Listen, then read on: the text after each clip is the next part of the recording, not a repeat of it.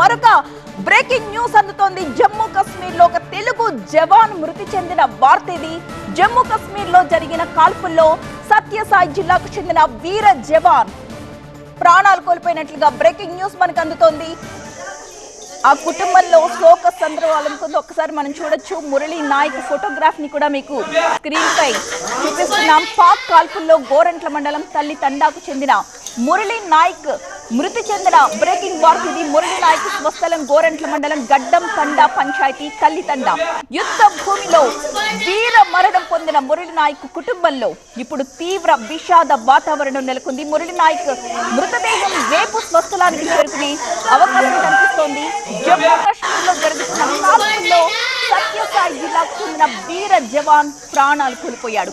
పాక్ కాల్పుల్లో గోరంట్ల మండలం తల్లి తండాకు చెందిన మురళీ నాయక్ మృతి చెందాడు. ప్రస్తుతం ఆ విషయం తెలుసుకున్న వెంటనే ఆ కుటుంబం ఎంత విషాదంలో మునిగిపోయిందో మనం చూస్తున్నాం.